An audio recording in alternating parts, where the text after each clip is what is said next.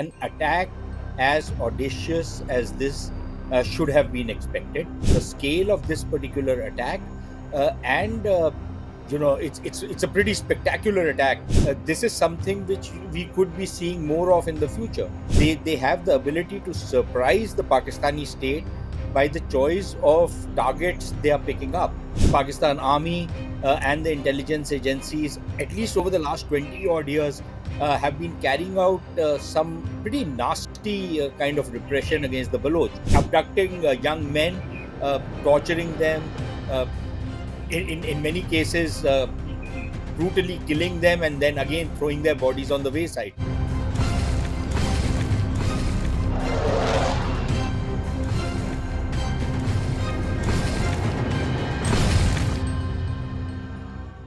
36 hours after one of the most audacious militant assaults in Pakistan in years, the country's military declared that the Jaffar train attack has ended. On Tuesday afternoon, Baloch Liberation Army hijacked Jaffar Express that was carrying around 346 passengers. The gunmen opened fire and forced the train to halt and took hostages. Pakistan's military has said that 21 passengers were killed during the attack and all 33 militants have been eliminated now. To give us some perspective on this story, Strategic Affairs Expert Sushant Sareen is joining me from New Delhi. Mr. Sareen, thank you so much for joining us. What was your first reaction to the attack, Mr. Sareen? Well, just about a week back, just about a week before this audacious attack, uh, four of the most ferocious Baloch militant groups, although one of them is a Sindhi nationalist group, had announced they function under the umbrella organization called the BRAS, and they had announced that they were reorganizing their efforts and they were going to redouble their attacks on the Pakistani state. And within a day or two of that particular announcement, there were a couple of significant attacks. Uh, they blocked all the major highways. And then a few days later, we saw this particular attack. So, in a sense, an attack as audacious as this should have been expected, especially since the Baloch insurgents have been, over the last an year, even longer, been mounting some fairly ferocious and fairly audacious attacks on the Pakistanis, demonstrating their capabilities, demonstrating their firepower, demonstrating their commitment to their cause, and causing a hell of a lot of damage, both psychological as well as physical, to the Pakistani state.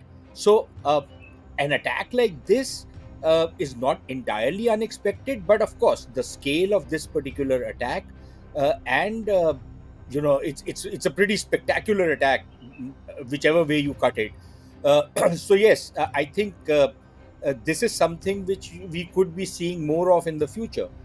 What the Baloch have also demonstrated is that they will they have the ability to surprise the Pakistani state by the choice of targets they are picking up, and that in itself shows how much they have upgraded their abilities to strike at the Pakistani state.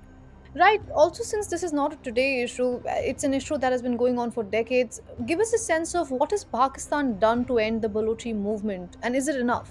I think the Pakistanis have resorted to some very traditional methods of trying to uh, manage the Baloch problem. So what they've done is they've tried to co-opt some of the tribal sardars, given them offices, given them fat concessions, allowed them a run of the place. They've played the game of divide and rule between the tribal chieftains.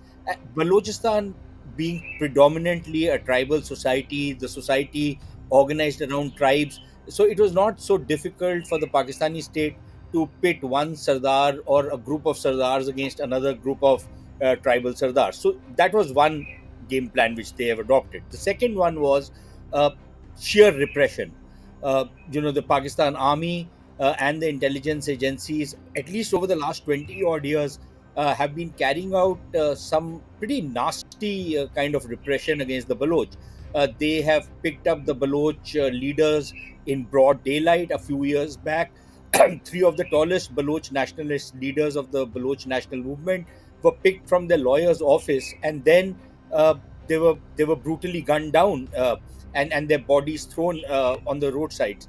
They've done this to political activists. They've done this to social activists. They've done this to poets. They've done this to teachers. So this the repression part was another part, which included uh, abducting young men, torturing them, uh, in many cases brutally killing them, and then again throwing their bodies on the waysides. Uh, the problem of missing people who had been subjected to enforced disappearances, has the Pakistani state thought that this was one way to crush the Baloch movement. But what it has done is it has actually added fuel to the fire in Balochistan. So that was the second prong of attacks they used. Then, of course, they tried to project that Pakistani state is interested in the economic development of Balochistan. But whatever economic development came in Balochistan, it did not do anything to benefit the Baloch. It worked more in favor of the Punjabis and other nationalities of Pakistan, and the Baloch felt left out. So all in all, everything that the Pakistan state has tried, it's backfired. And last but not the least, the way the Pakistani state has handled the politics in Balochistan, they have their puppets. Many of those people are people like the current chief minister or the former caretaker prime minister. These are people who will not even get a dog catcher's vote in Balochistan, but these were people, because of their closeness to the Pakistan army, they were propped up by the Pakistan army. Their elections were rigged. These guys were made chief ministers and prime ministers, caretaker prime minister and the current chief minister.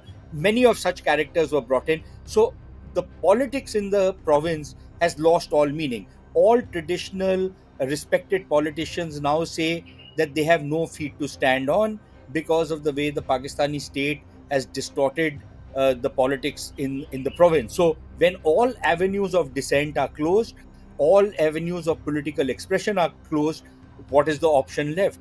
People will pick up arms and they will fight against an oppressive state. Right. Mr. Sareen, the BLA is definitely a security threat for Islamabad, hijacking a train full of 400 innocent people being the latest example. But do you think Pakistan fails to address the political issue here?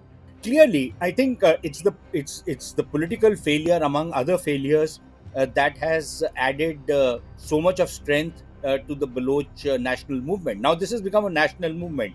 Earlier, whenever there was insurgency, or there was these kind of uprisings in Balochistan, they were basically centered around a couple of tribes or in a few districts. But now this entire movement, both at the political level as well as at the military level, it's gathered uh, the gravitas of a national movement. And so, for example, I was speaking earlier about the brass. When they announced that they were going to up their attacks against the Pakistani state, they also declared that they are now going to form what they called a Baloch National Army. So it was no longer Baloch Liberation Front or Baloch Liberation Army, or any of these other titles which some of these groups had got. Now it was very clearly a Baloch National Army. At the political level, the people who are very active on the political side, they have also tried to forge their entire movement as a national movement, which is why last year you had seen this huge gathering of Baloch from all across the province, called the Baloch National Gathering, the Baloch Raji Muchi, and clearly there is this organic growth of this movement in Balochistan, and one of the reasons for that is that traditional politics has completely collapsed in Balochistan, which is why these young people have now taken up cudgels on behalf of the Baloch people at the political level also and at the military level also. Right after Pakistan declared that the siege was over, the ISPR director released a statement, and I'm quoting from that. These terrorists were in contact with their supporters and masterminds in Afghanistan during the operation.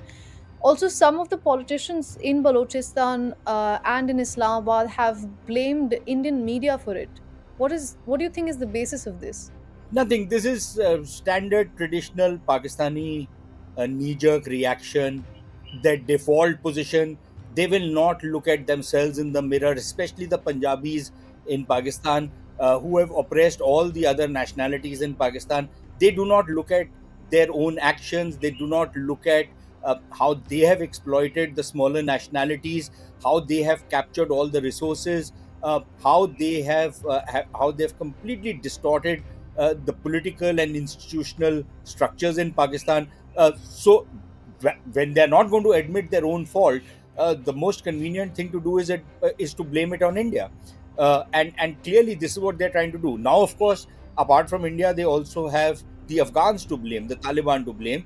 So, a lot of blame is being put on the Afghan Taliban. And look, it is entirely possible that the Baloch insurgents, although they operate predominantly from within Balochistan because of the huge groundswell of public support which they have.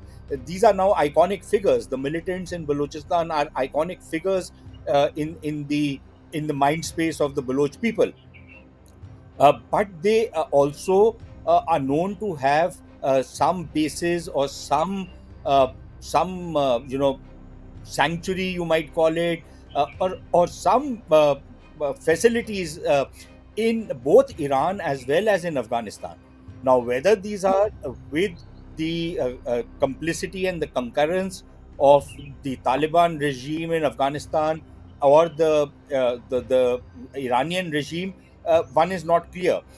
It is entirely possible that in both Afghanistan as well as in Iran, where there is a Baloch population, they might be getting support from the local Baloch of that area.